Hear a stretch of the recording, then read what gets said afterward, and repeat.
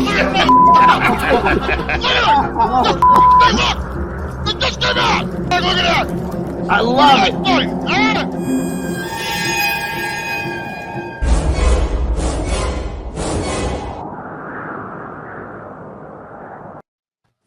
And we are back for another exciting episode of After Hours. And who are we back with? The entire Whack Pack. We got the Brady Bunch here today. We got Richard Rodriguez joining us again. John Romano, Greg Valentino. Mr. G in his car, not in studio today because Tyler is on vacation. And we have the muscle chef, Carlo Filipponi of the Chicken Pound. And Carlo, I have to start the show up by saying I love your chicken meatballs. Woof! I eat them every night. Thank you, Dave. I appreciate it. They're new, they're exciting, and people are really enjoying them. So I'm so glad you love them. I hate whenever I say this stuff on the show, Carla. Everyone else who's watching gets this like saliva running down their mouth, and it's like I got some food that they don't have. You got to send out. Some food you always have the food we don't have. They said it to me first. Universally, you have the food we don't have. All the time, you have the food we don't have. Well, I need an expert Jewish Italian opinion on meatballs. Right. Somebody will tell it to me straight, so I send them right to Dave, and he gives me the lowdown. Because he's the combo. He's half Jewish and half. That's right. I can bridge you guys. 3 meatballs is 14 grams of protein. So I'm eating like meatballs, which is 45 grams of protein. That's great every night. Yeah, and we've kept the fat to a minimum, and then it's rice flour as a binder in there rather than breadcrumbs. So they're soy-free, gluten-free. So your sons don't grow boobs, and your little girls don't grow boobs at 6 years old. So my we want son to takes them and pops them into his mouth, the whole thing at one time. He throws it in his mouth. Yeah, they're like I love them. They're bite size, and I just think they heat well and they're convenient. So I'm glad you like them. Thank you. It's almost embarrassing to say, but you can literally, John, put these things in the microwave oven for 2 minutes. And you can eat them right there. You don't have to do anything. That's the best thing. That's what you want. Convenience like that, you know? Yeah. You can throw in a pot of sauce if you want, but honestly, the bodybuilders are ordering them, and they're using them like as a cheat meal or off seasons because they still get enough protein. They're better than regular meatballs. There's no preservatives in them. It's literally eight ingredients. It's chicken, it's water, onion, garlic, dehydrated onion, and pepper. And rice flour and no parsley. Grape cheese. I'm sorry. No parsley. Parsley, yes. Parsley. Right, good. Yeah. The only thing is, there is some garlic and onion in there, so I do taste it, but it doesn't repeat on me later that night, so that's a good thing. So yeah, there's definitely garlic and onion in there. Now you use the chicken thigh meat, Carlo? We use thigh meat, a little white meat, and then some fat too. Yeah. There's not enough fat in the thighs? I'm sorry? There's not enough fat in the thighs? No, there is. But when you add the actual fat, it just makes them a lot more tender, so they're not chewy and pasty. Right, How many Dave? grams of fat in each one? I'm sorry? How many grams of fat in each one? 8 grams of fat. And how much protein? 14. John, that's per 3 meatballs, not 1 meatball. Yeah, it's for 3 meatballs. Okay. That's pretty good, man. Yeah, they're so convenient. Those are great for kids. Yeah, great for kids. Put in sauce for kids. Yeah, mac and cheese. Dave, put it in your kids' mac and cheese. If I put those things in sauce for like 6 hours, they would probably melt. They would probably be amazing, But I'm lazy. I cook it in 5 minutes. I got to cook everything. So this is perfect for me. I love it. Yeah, definitely. Let's connect, man, later on, man, because I would love to try them out with my son. Yeah, thechickenpound.com. What's the RxMuscle coupon code? By the end of the show, I'll have a coupon that's RX20 so that people can save 20% on the first order. How about that? All right. Great. All right. Excellent. Carla, great job with those. Now, thank you. I wanted to bring up a topic that we lost another bodybuilder, thank God not to a heart attack again, but Robert Rothrock, a lot of you might not know who he was. He won the 1990 Junior Nationals. I think it was in Louisiana that year. Was it? Greg, don't you remember? That's your era. You remember that? I actually don't. I don't remember the Junior Nationals at all. The Rothrock now is it's ringing a bell. I'm digging through, the brain. Shorter guy, but very I don't thick, right, Dave? remember. I was at the that year, and I was at the one where Paul DeMeo beat Kevin Levrone. That was the year. Yeah, that was after that. That was the actually. In fact, that was the following year. And Lieberman actually was good. Yeah, that was 91. Maybe Actually, it was Junior Nationals. What's that? That 90 Lieberman was in that show because he told me. But can you hear me? He looked fucking good. I got to be honest with you. Yeah. Lieberman looked fucking good. He was in the top 5, I think. Let me get this thing up here. Hold on. All right. Lieberman. Anyway, was in so how did Rothrock die? He had cancer. 90. I'm going to get a guy on who knew him well, but I want to put it here for you guys first. Yeah. Of what? He was a freak. I'm telling you. When you see his, I remember Short and thick. Yeah. Wow. super thick. supposedly he literally, this was a different show. Obviously, this is another show. But I wanted to show some video of him. This was not the show he won. But he had a lot. I remember him. As soon as I saw his Greg face. don't remember him. Wow. I'm surprised he didn't stay at Greg's house, John. You surprised Greg didn't feed him spaghetti and meatballs? Oh my god. It's a classic poser too. Look. Yeah. Yeah. But that was he a didn't turn his head. poser, John. Back in the day, everybody cared about their posing. You Oh. worked extensively. But how tall? It was an art, man. It Well, was did an they- art. How tall is he? They just gave his height. 5'11". 5'11", 225. I'm surprised Greg wasn't there. No, I wasn't. I wouldn't know Louisiana. You went to all those shows back then, Greg, though. I can't picture Greg going to shows. He was like a promoter, John, too. Yeah, I know he's a pro, but I know that, but I can't just picture him. Greg going was to a big shows. icon. Yeah, Greg was. He was a renegade. He was the first one to start all this stuff. The fact that he looked short. All Right. of them. All of them. I don't remember him competing against them. Think about that. He shows up at this show, 1990. Greg was an asshole. Then he's an Lex asshole now. Wheeler's there, who's expected to win. I was Paul a DeMeo is there. there. You guys hear me? Yeah. DeMeo is there. You know, it's his first junior national. Flex Wheeler's there. Flex winds up finishing second, DeMeo third. The following year in 91, you're talking about, Greg, DeMeo wins and beats Kevin Levrone. And then 12 weeks later, they go to the Nationals and Levrone wins, you know. Dean correctly. I don't know if he was in that 90 junior nationals or not. Was Dean Caputo in that lineup? Yes, he was in 91. He was. Greg, you got a bad connection. Terrible. I'm going to boot him. Fuck.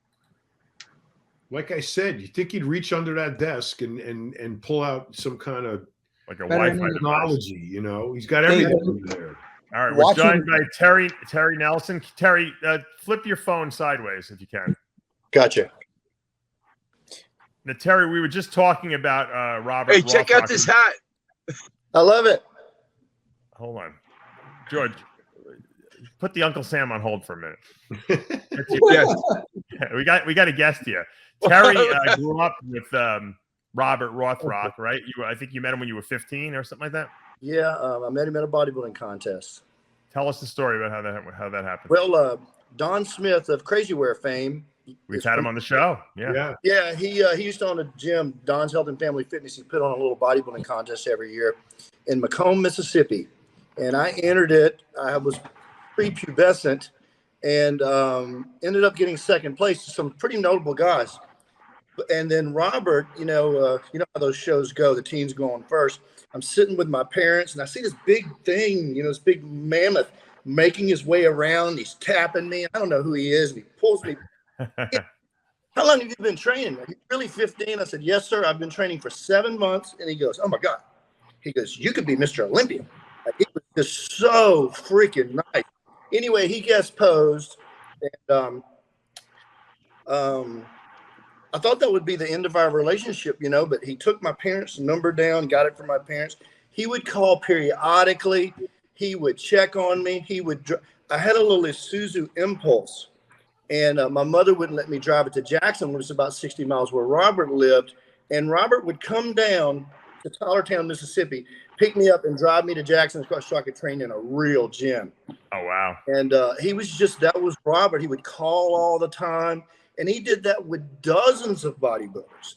He was the kind, soft-spoken, just gorilla that you had ever seen. And that's really how we met, you know, and our relationship has, you know, spanned for about 39, almost 40 years now. It's, you know, really, really sad. It's a big, big, big loss for us because he's really all we had. Right. In Mississippi over there. Now, when he won that junior nationals, I mean, no one expected him to win that. No one even, I don't think even knew, he wasn't on anyone's radar at that point. So no. What happened after that? Because we never really, no one really knows that name. It's like he beat Flex Wheeler and DeMeo and then kind of disappeared in a sense, you know.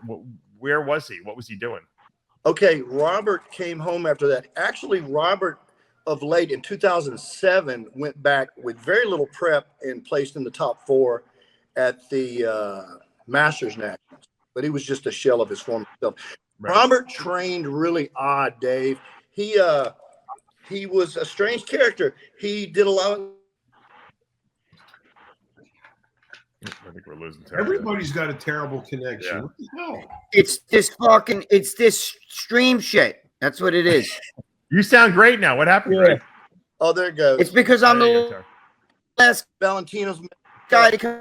Okay, then somebody else will come in and make me sound like shit. Were very basic, you know, and this is going somewhere. He would do like 8 sets of leg extensions, 8 sets of squats, and that was it. But Robert knew no warm him up. Robert, you know, his squats, you know, he would go down and just stay down with it and kind of. We're losing him again. This StreamYard shit sucks. Yeah.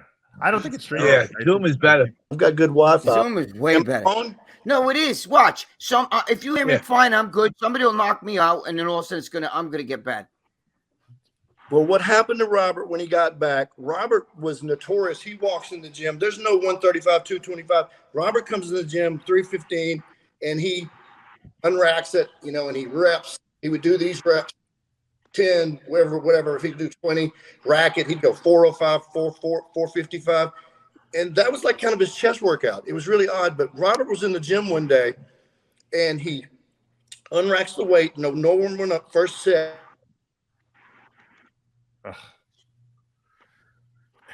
Just we get to the punchline. Oh, yeah, he's right at the best part, too. I know. All right, he's got to start. Gee, I was on the edge.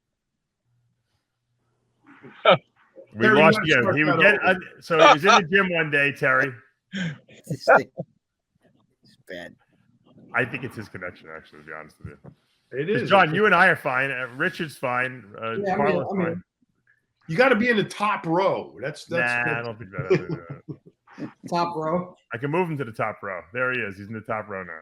All right. Yeah. You can still hear me, right? He's muted. Yeah, you're muted, Terry. Terry, you're muted. That's the problem. Yeah, he's muted. Yeah. Unmute your mic. Terry. Your mic is muted. Muted. All right, Dave. You're fired. You're fired from the job. Not my fault. I'm not muting him. It's not me. Am I fine now? You're fine, Greg. You're still now, Greg. You're not really that good. You're delayed too. Greg, Dave, I think you can unmute him if you're the host. I can't. I know it tells me it's not my fault. It's his fault. I can see if it's my fault or his fault. He muted himself. He muted himself right out of existence when he did. Hey, Richard, let's talk to let's talk to Richard for a minute. Richard, you wanted to bring up something about Mike Rashid. First of all, explain to our viewers who Mike Rashid. Well, let's hold. Terry just got back. We'll get back. Got it. Well, hold on. Wait, Richard. Terry, is you back? Yes, sir. All right. So he goes into the gym one day. What happens? So what happened? Robert unracks the rack like he always does, doesn't warm up, begins benching, and he does his half reps, finishes the set, racks it, and he says, I'm having serious chest pain. Lays down, I'm having terrible chest pain. Of course, they call the ambulance to Jackson Athletic Club. And Robert has severed his sternum in half. His pectoral muscles have separated his sternum into 2 pieces. What?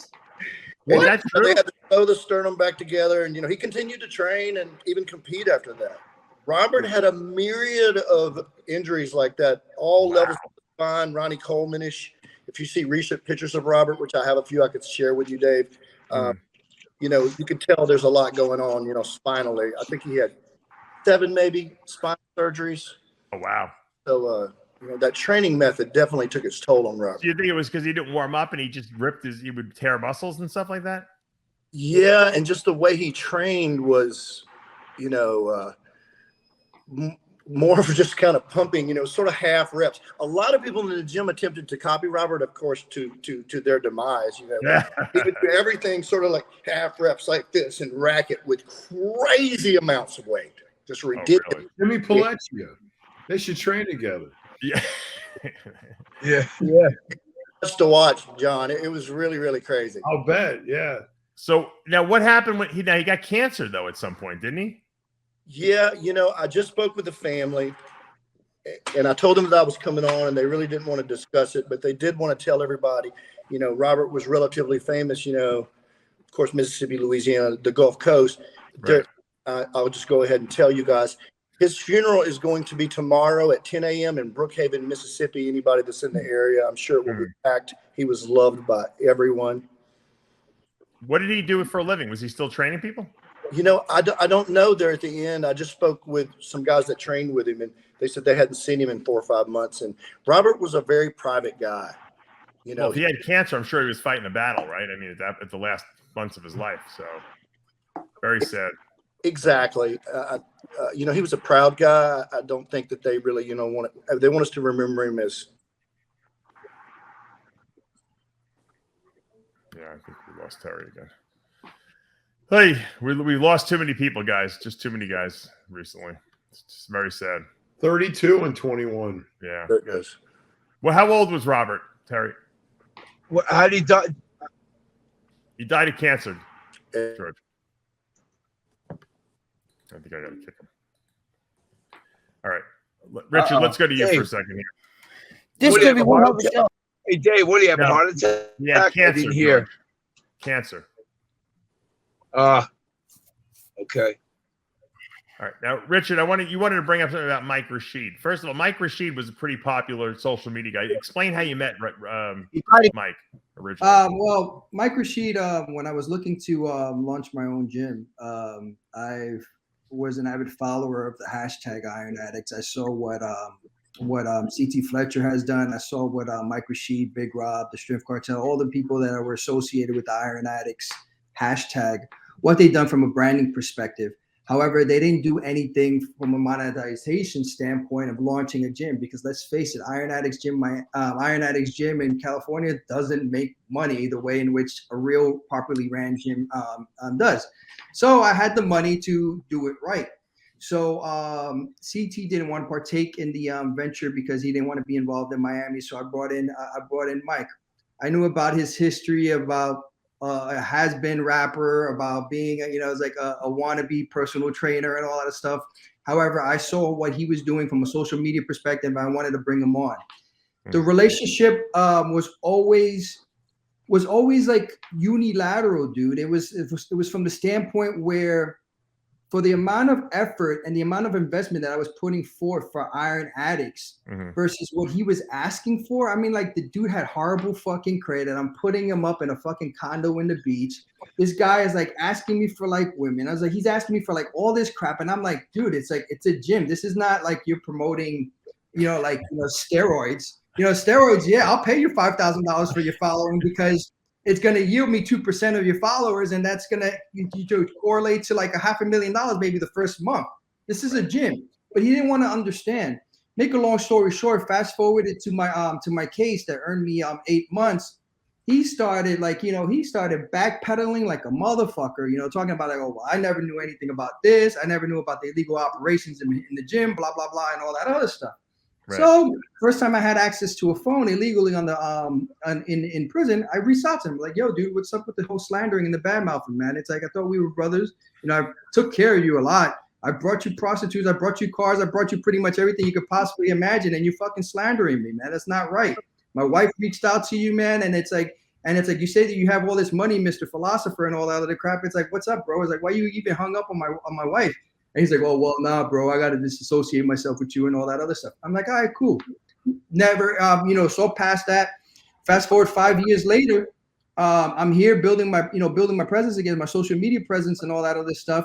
The dude sends me a fucking text message last fucking week. He's like, I would appreciate if you stop using my photos and my videos, on all your social media and all your posts. I'm like, listen, motherfucker, if that's the only time in which you're going to invest seconds to reach out to somebody that practically fucking made you and who you are right now, don't even invest those seconds into sending me a message, you fucking ungrateful piece of shit. And on top of that, if you do not want me to expose you for the womanizing, child molesting, underage fucking person. Don't make accusations. You can't back no up. accusations.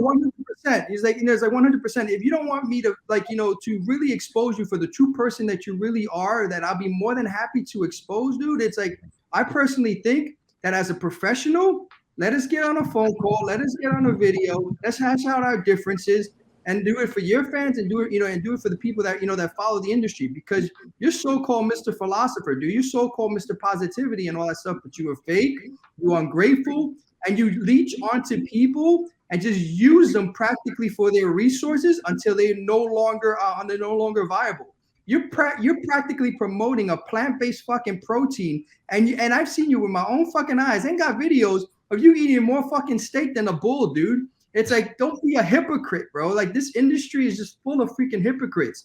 Do it for your followers. I could show him a slew of messages from people saying, hey, I unsubbed him because of all his lies, bro. His lies is worse than actually Michael Hearn saying that he's a natty, bro. In all honesty. And when you think about that, and you think and you see what he has done to me, bro, and what he has done to other people, not just me, to women in the industry that he has dated, to of utilizing them as a he was practically like a pimp telling girls, it's like, hey, hang out with me, date me, and all that stuff. I'll build your social media profile and all that other stuff, and then scrap them. When he was tired of those women, he would literally scrap them. Right, but were they dating him because they thought they were going to be popular too? I mean, so were they using each other? No.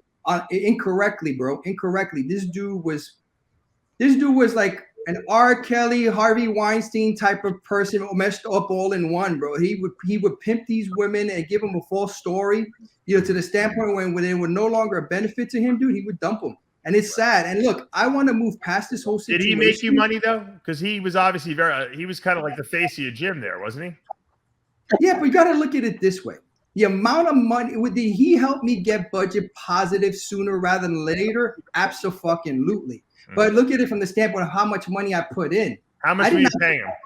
Yeah, I was paying him collectively with his contract of WFN and his contract as partner with Iron Addicts. He was easily the highest paid person, probably on average, paying his apartment, paying his car, and all that stuff, easily about $15,000 a month. Wow. Easily. Greg, you'd blow him for that, right, Greg? Oh, Greg. Dude, I'd blow him. I'd fucking bend over, whatever you want. I'll walk around my finger through your belt loop. Your microphone is not working, Greg. That's the problem. Did he hear me? No. Yeah, now we hear you. All right. We heard like half of what you said, yeah.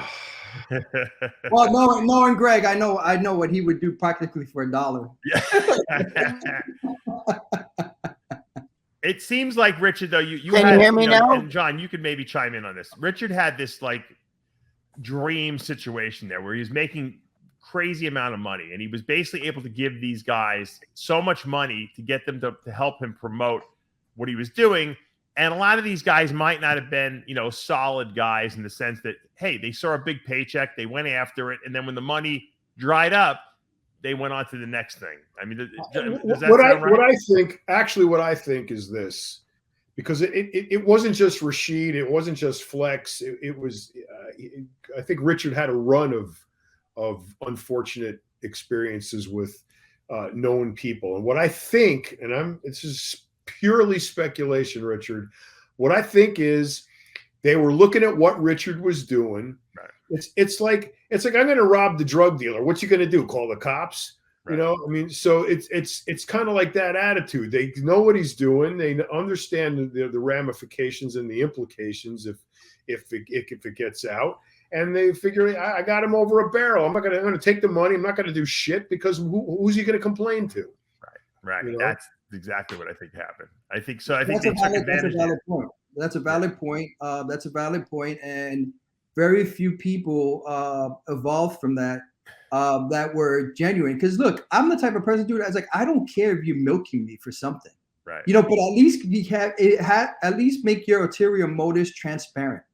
You know, it's like I have no problem telling somebody, it's like, hey man, or like especially like certain women, I'm like, hey man, I just want to fuck you, man. I don't want to have a relationship with you. You know, so I'll pay you $1,000 after we're done and leave you, and then leave me alone. I'm transparent, dude. I've always been that way. So like what frustrated me with a lot of people, specifically like Mike Rashid, Flex Wheeler, certain individuals, is that they went into the public, which they didn't have to do. You didn't see LeBron, you didn't see a lot of the other athletes go into the public saying, oh no, well, I was bamboozled. No. They literally went in there saying I was bamboozled. Yeah, because they wanted to like they didn't want to get arrested. That's why they knew what they were doing was wrong, but they were so greedy for the money because you didn't just like say here's $500. You were throwing big amounts of money at people, and look, it's hard to say no to a large amounts of money. I mean, let's face it.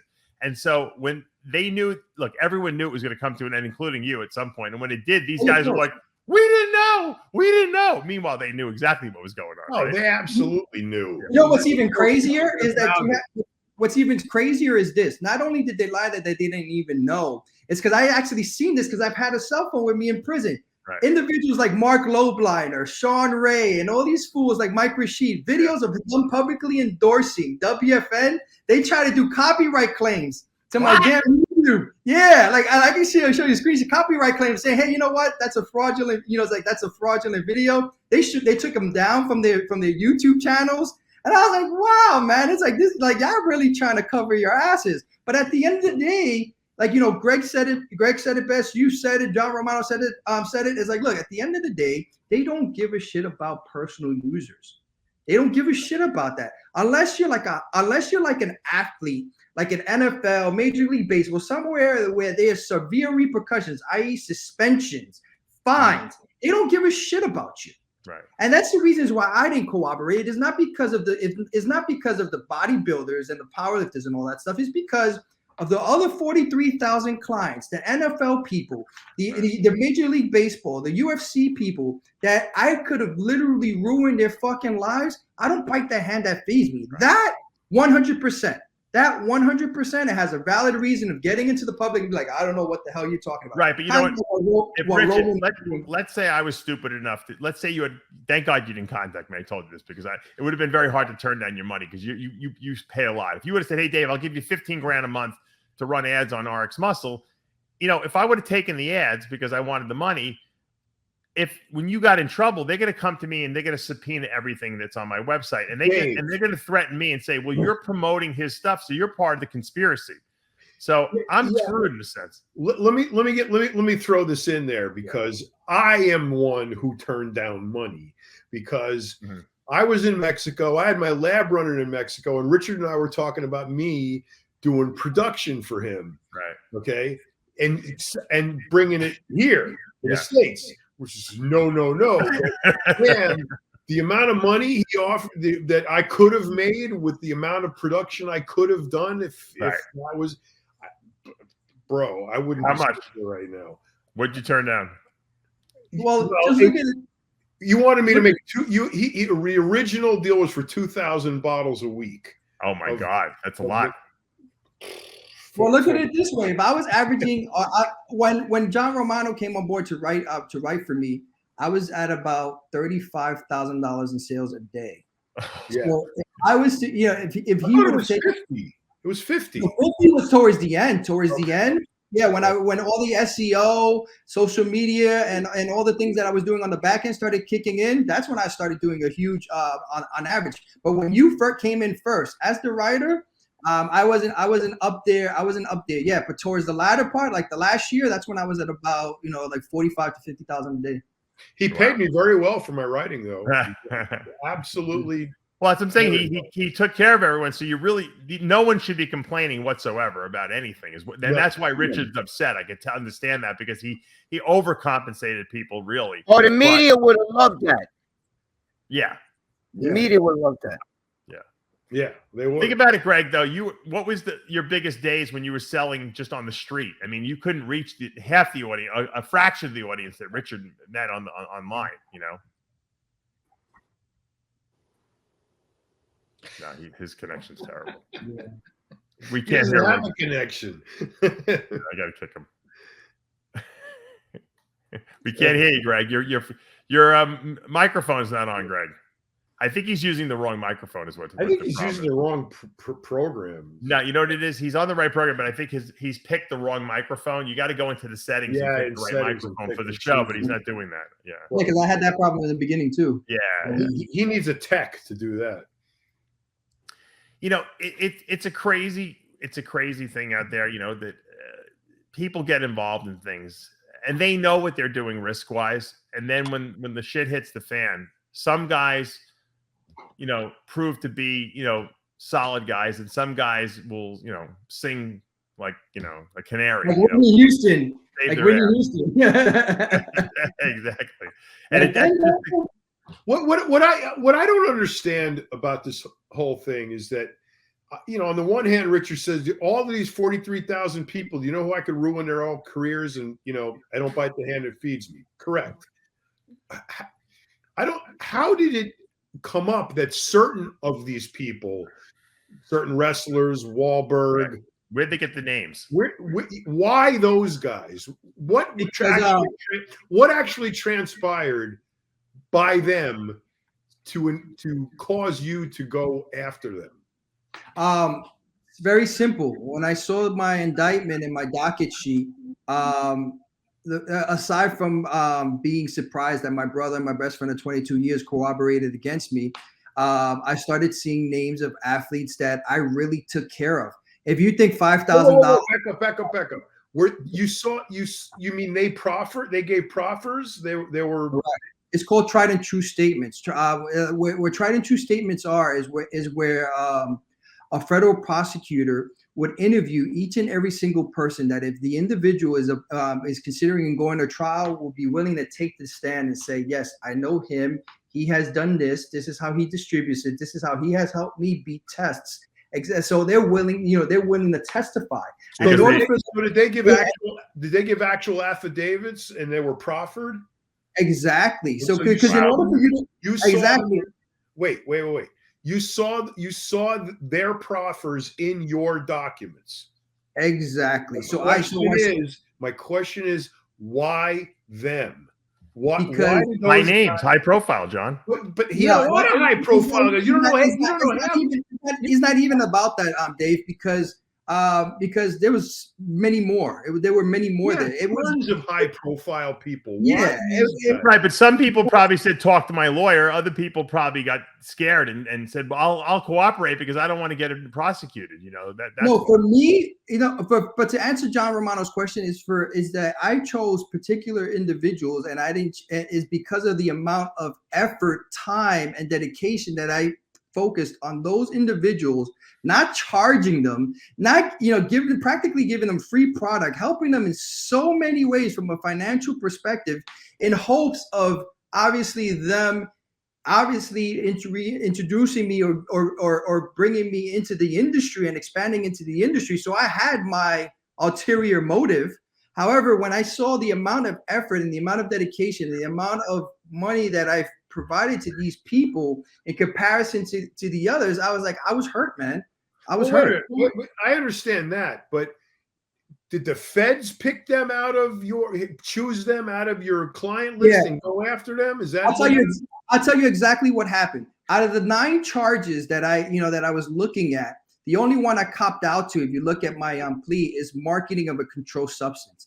because that's what they had me dead to right, dude. They hacked my freaking social media. They went down the list of every single person and all the instant messages and seeing all me talking to each and every single one of them. Was like, hey, your order will arrive in so and so time. Blah blah blah. This is how to take it. This is where I would be in that shoot. I would be in that it's like I would be in backstage. Blah blah blah and all that other stuff. So that's the only thing that I copped out to, because when I saw the proof, I was like, shit, I can't debate that.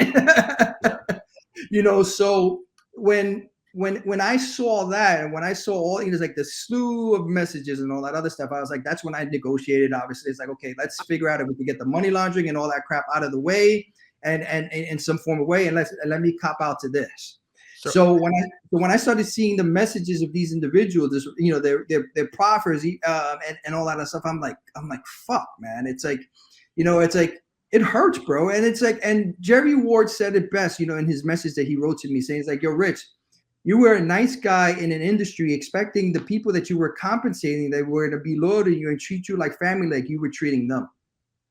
And you know what? That was my bitterness. And till this day, I still have some of that bitterness to some people. And that's hence the reason why I'm even talking about Mike Rashid today about it, because I try to move forward. I try to move hold on, let me ask you a question, Richard. What was the most outrageous thing you bought Mike Rashid, like that you gave to him, like that was like, holy shit, this guy's out of his mind? I bought him a condo in 57th Street in Collins, called in the May condominiums. It was about $230,000. I made the deposit for that condo. Wow. And I purchased him a $213,000 SLS Black Edition, the one in which he was rocking in a lot of his videos. So you gave that to him as a gift? Those were gifted to him? Yeah, you saw the screenshot of him having horrible credit. I had to end up like being the person to hold on. Let me ask you a question. Why did you give him that's almost overdue. Did you feel like you guys were that close, like friendship wise, that you wanted to just help him out? Let's face it, dude. I'm a businessman. So there was no way in fucking hell, like, I would give anybody that if I'm not making any money in return. I mean, his social media following was unheard of from a conversion ratio. I mean, look at Flex Wheeler having a certain amount of followers. I was lucky to crack 0.5 or 1% of his followers into clients. Whereas like Mike Rashid, I was at about a 5 to 7% ratio. Oh, really? So you're making a lot of money from him, in other words. That's like 3 times the norm, dude, in social media marketing conversions. 3 times the norm. Yeah, it got to a point where the ends didn't justify the means, hence the reasons why I was weaning him out from the exorbitant amounts of payments that I was giving him. But in the beginning, he made me a lot lot of money, man.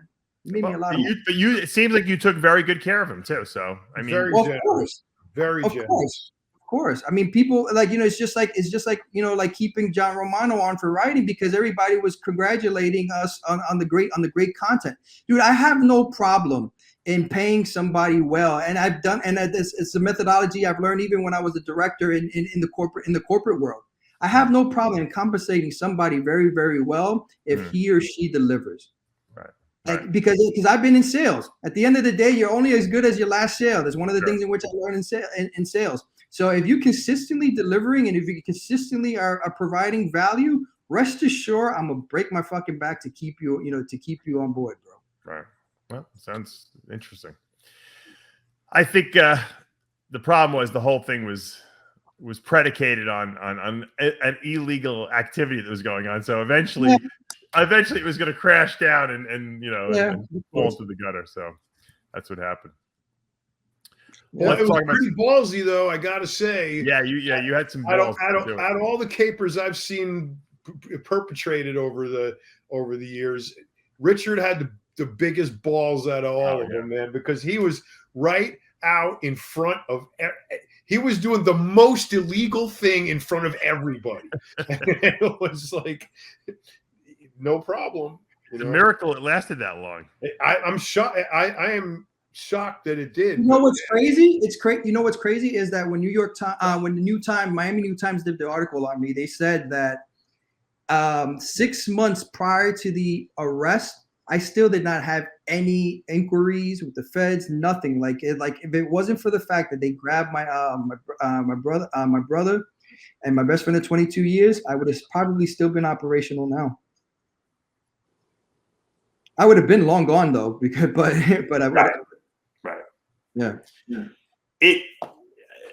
If you had gotten we could debate that. If you had gotten out and just, although you never would have stopped because the money was just too much. If you had gotten out, it would have been a great story that you could have written down the road, about how you made all this money and then parlayed it into something completely legitimate and got away with it. Because how many people get away with it? That's what he was doing. I know, but with the problem is he waited. He just ran out of time. Everyone runs out of time. These fans get you all the time. It's like I told you guys. Literally 4 months prior to being incarcerated, I already had Mike Rashid, Ric Flair about to be signed up. I had Kevin Levrone promoting the Hormone Club. So I which was the succession plan, and the gym was fucking thriving. I had plans with Mike Rashid opening up 3 more. So it's like everything was in place. However, like the succession plan didn't happen fast enough. That's all.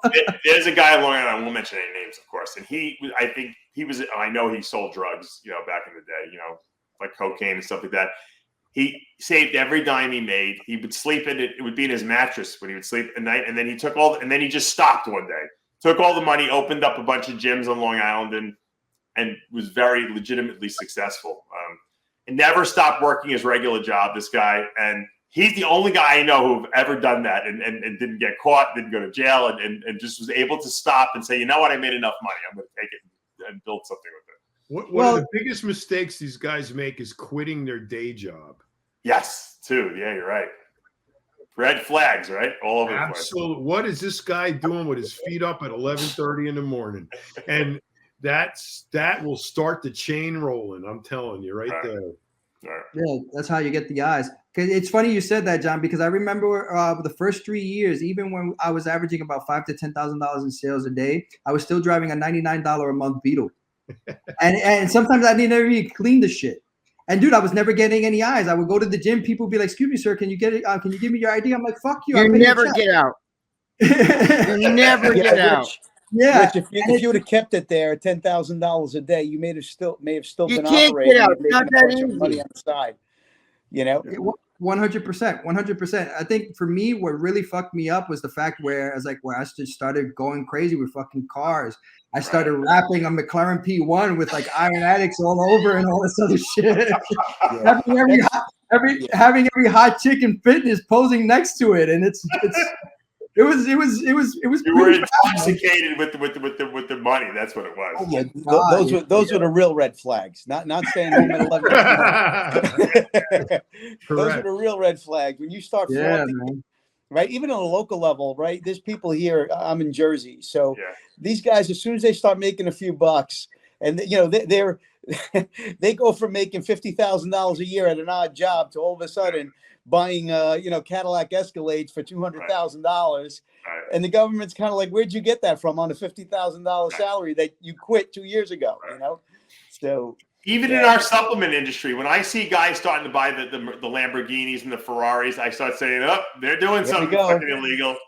You know why? Because they're not going to be around much longer. The problem is that people don't understand. You could sell a lot of nutritional supplements, even legally, but you have bills to pay. You have taxes to pay. You have employees to pay. There's not that much extra, okay? Unless you're selling something that no one else has got because there's something questionably legal about it.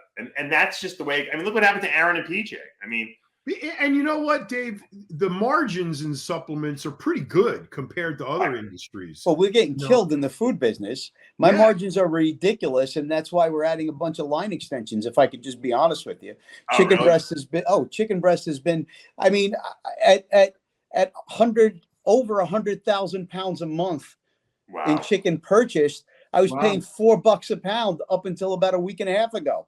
Really? That much? Yes, raw. The industry has gotten demolished. Oh, well, there's a new bird flu going. There was a bird flu. A Purdue plant burnt down, which put pressure and stress on a lot of other manufacturers and farms. And of course, the labor shortages are affecting everybody. The gas prices are affecting everybody. It's been insane. So people look at our industry like, oh, chicken breast is $2 a pound. First of all, if you're getting it for $2 a pound right now in the supermarket, it's because it's a loss leader. They'll sell the chicken breast at a loss to get you in the store to sell you something else. So our margins are ridiculously low and slim in the food business. And then, of course, the way we do it, where we go direct to consumer, you have to pack it in a recyclable box with recyclable stuffing, the dry ice, the marketing and all that other stuff. But you're right, John. The margins in supplement industry, Dave, you know better, are not bad. They're not bad at all. It's just a matter of what you're going to do with They've gotten very bad recently, though. I'll tell you that whey protein prices are through the roof now. Creatine, it doesn't even pay to even carry creatine anymore because if you can even get it. Yeah. It's all the reasons that I just mentioned. 10 times the cost, John. Yeah. It's so true that you say that, because one of the things in which I am trying to procure is my own supplement line, and it's like I've been looking at. Bad time to do it, Richard. Yeah, don't do it. Yeah, it's horrible. Like the price points. I mean, I've secured my partnership now with the concierge base and HRT company that I'm gonna be partnering up with. So that's secure. HRT is the way to go. That's secure. So I'm gonna start promoting that sometime next week. Once the deal is signed. But as far as like the supplement line, man, it's just fucking like the sourcing of the materials. I looked at on demand. I looked at even bringing it into silent investors or doing our own fulfillment and manufacturing. I was just like, man, it's just like the margins are no longer there as it was before. Right. You see, what you needed to do, Richard, was when you were making all that money, instead of bringing Flex Wheeler on and Mike Rashid, you should have paid off some government officials and see if they could have legalized this shit. That would have been a much better methodology on your part. Well, let's just say this. I had the way in which I was getting some of these athletes to pass their tests is because I had people inside of these government agencies like USADA and WADA telling me what they're going to be tested for. Oh, really? Yeah. So the strategies that I was using to help these people pass their test should have been a strategy that I should have used to pay lobbyists, or individuals. You see, I'm crazy because I've worked with so many pharmaceutical companies when I worked at McKinsey, and that's the reasons why people in Pfizer, GSK, with all these products, right, weren't getting fucking arrested because they were spending millions a month just in lobbyists. However, I was making money, but I wasn't making Pfizer money to the standpoint where that could have afforded me the right lobbyists that would have kept me out of prison. What would the I forgot what I was going to ask him now. So what were some of the compounds that they didn't test for that you could use at that point in time, at least? Well, it's not really the compounds that they were or were not tested for. It was about knowing what they were going to be tested for in order for you to have sufficient time to develop the right masking agents for them to be rendered negative. It's just like, give you an example, like with the whole Lance Armstrong situation, where he figured out a way to circumvent the testing to the standpoint where the hematocrit levels wouldn't show, but all his athletes were taking an obscene amount of EPO. So if I had, if I would have a week, or if I would, or a few days to go to Arizona and talk and speak and work with my chemist, specifically for a particular athlete, and he would pay me $20,000 to $30,000 to make sure that he gets tested negative. That's incentives for me to stop what the fuck I'm doing, go to fucking Arizona, make the right compound, collect, have the collective brains there working and formulating something that, who cares if I just sell it once? I made $20,000, $30,000 in one fucking day. That's crazy. I mean, like what compounds were there that were undetectable at the time that you were having made in Arizona? Man, sometimes it was as simple as sometimes it was as simple as just developing, a compound of fucking sugar to render a particular testosterone product to be fucking negative. Like the ingredients and the excipients were so simple. Like I don't want to reveal it because it kind of like gives a person like a recipe or a cheat sheet. But let's just say that for every compound, there's an agent or an excipient that can mask it. It's just a matter of, Victor Conti did it. Tony Bosch did it. To their athletes, and they did it very fucking well. But you know what? It's like it was just about having the right chemist and understanding. Right, but Conti was getting Patrick Arnold's stuff that he was making that they didn't even know it never existed. So they didn't have a basic control. So when they ran it through the HPLC machine, they didn't see the metabolites because they weren't looking for those metabolites. Were you guys making new compounds that didn't have metabolites that they knew about? Is that how it worked? No, the way that we worked, we didn't see that as a market. What we would do is like our plugs on the inside would say, "Hey, Joe Schmo is going to be tested X day. This is the markers that we're going to be testing him for."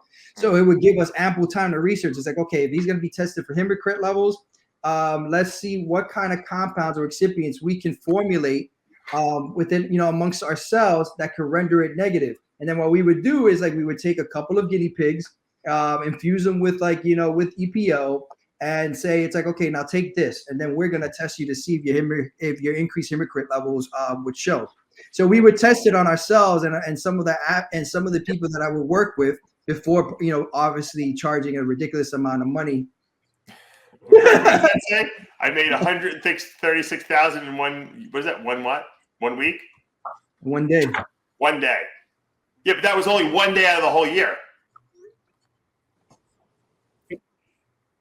He's mute now, John. He's going to be doing sign language pretty soon. And it's killing him too because you better off 1 day. Call you on the cell and put the cell down, Dave. Yeah, I don't know why he can't get his microphone. I made a lot, not as much as him, but pretty close. Can you hear me? Oh, there you are. Okay, now I can hear you. Yeah, but it goes on and off, man. He was making that every single day, though, Greg, not just 1 day out of the year. Isn't it like goddamn close? Yeah, what? Pretty close. Pretty close. So, where do you guys think, John? You're like the voice of reason. Yes, kind of. We can hear you, but not really. Every 30 something wrong with your microphone. John, where do you see this industry going now with the elevated price of food, supplements? I mean, are people just going to have to get used to paying more, or do you think that are we heading for a crash? Oh, crash is coming. And a whole bunch of OnlyFans accounts and a whole bunch of new OnlyFans accounts. But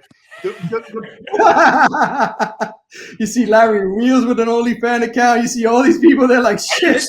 Larry Wheels has one now. Yeah, man. It's like it's been publicized on YouTube. It's been publicized on YouTube.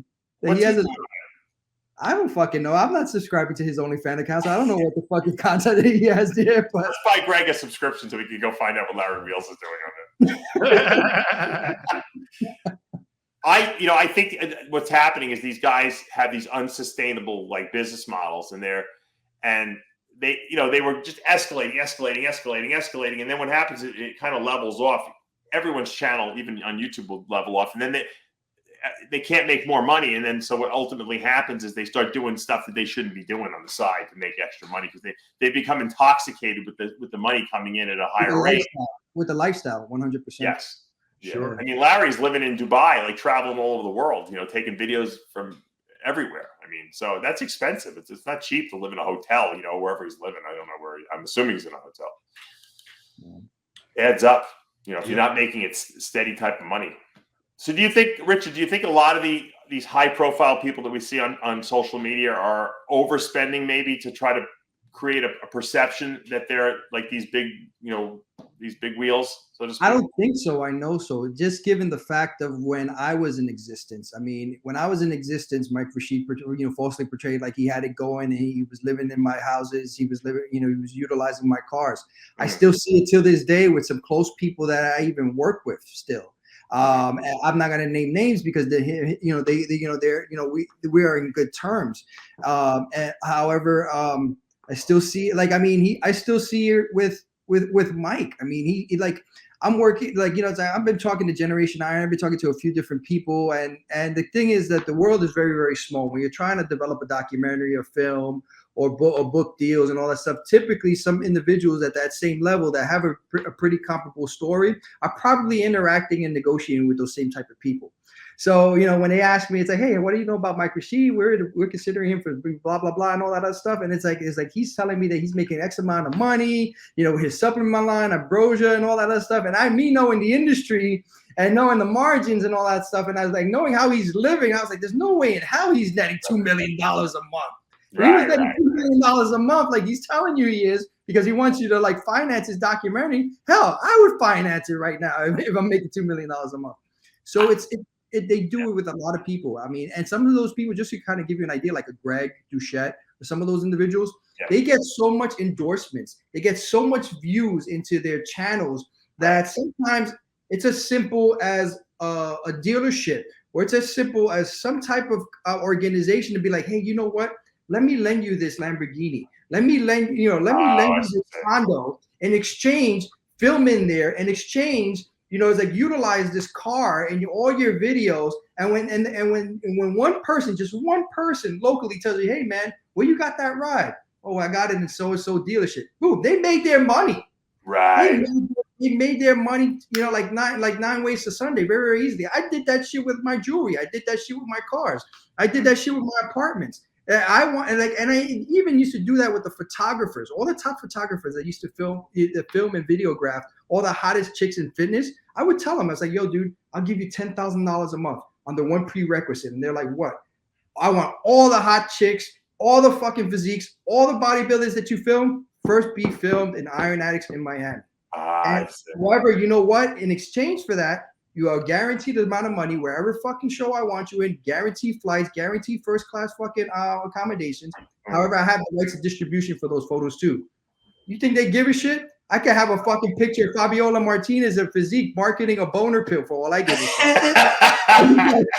I paid for it. Influencer marketing is the way to go, 1,000,000%. You can get a handful of influencers on board and your brand will just skyrocket. We're in the middle of negotiating with 2 very high profile individuals in different sports, one in bodybuilding, one in MMA. I can't say their names right now because it's not finalized, but we're very close.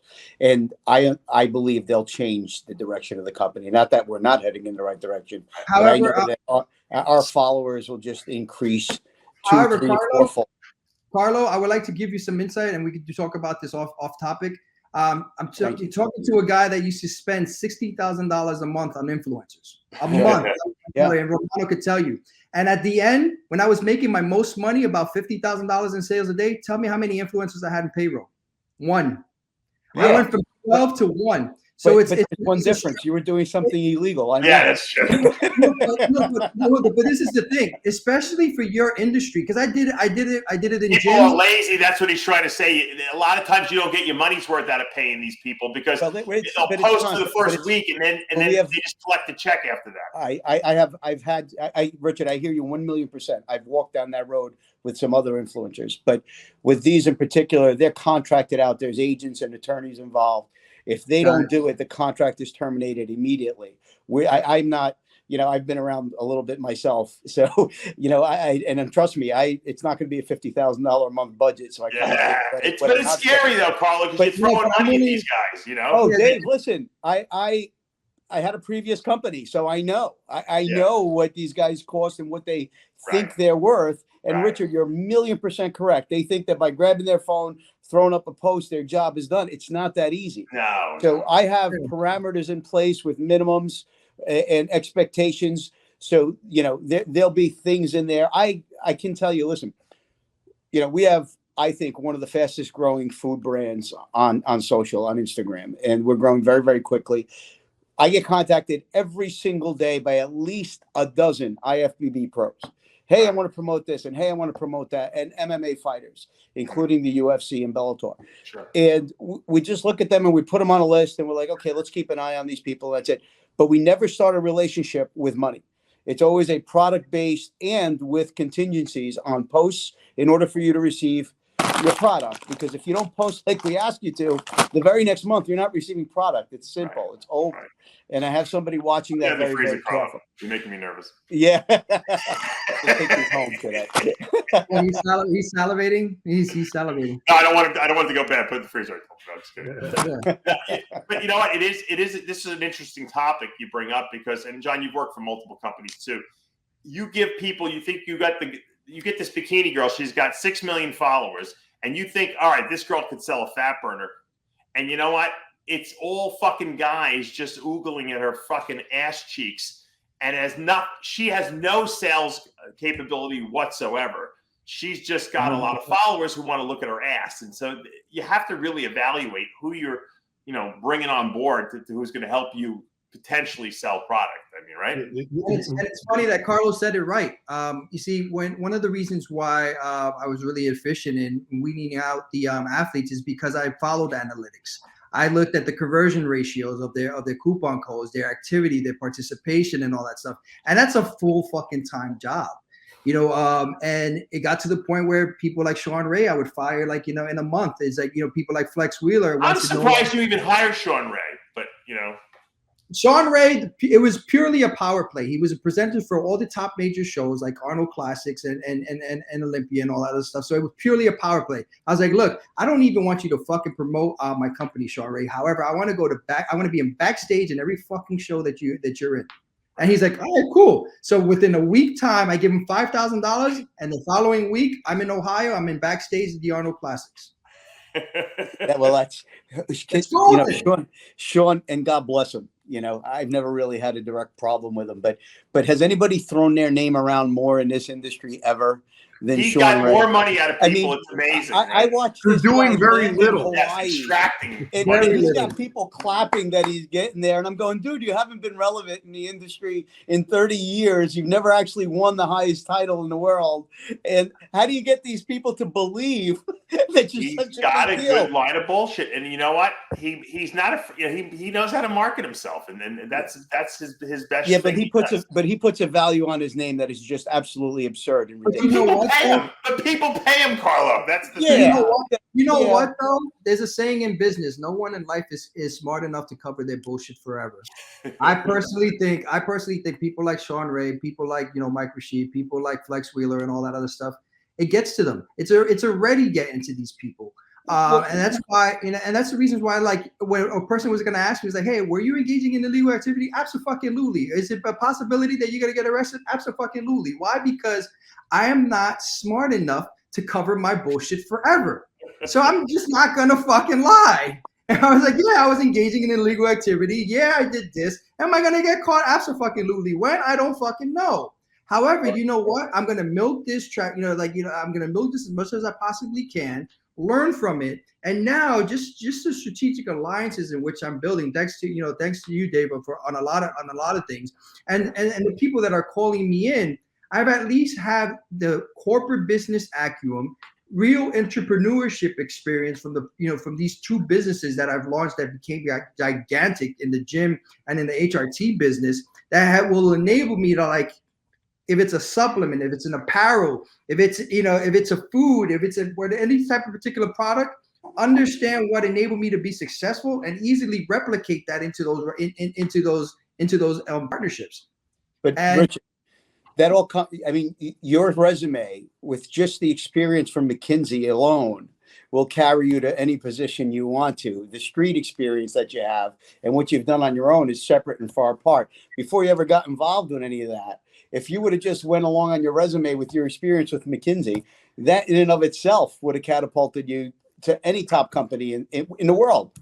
100%. And I was in a path of doing that. The only situation was that my ex-wife wanted to live in Miami.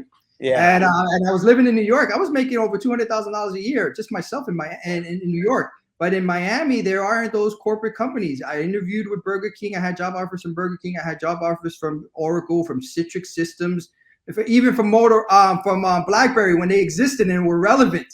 I had offers from all of them. However, when you're accustomed to making $200,000 a year in New York, and now you're doing a VP position in Miami for $40,000, $50,000, same job, same responsibilities. There's no way in hell I'm going to take those jobs. My experience is that, you know what? You're better off using your talents and doing it slowly.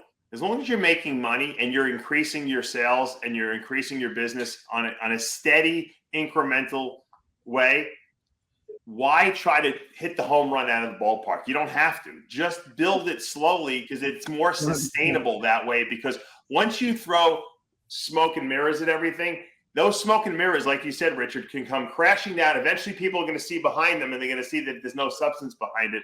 And you're going to go from making a lot of money to making zero, and you could lose it all very quickly. I think the organic growth, Dave, is what you're talking about. When you grow a company organically, it's like everything else. You build relationships and you build the foundation. The foundation will always be solid. So if something comes your way, you're kind of able to just push it aside and keep it rolling. If things fall apart when you've taken all this money and thrown it at somebody and that person is no longer there, you don't have the foundation to begin with. So it just crumbles. The whole operation crumbles. So.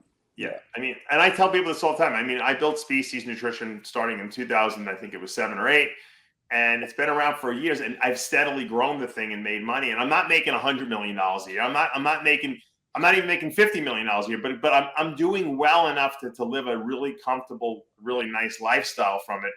And that's enough for me. I mean, do I want to make a lot of crazy?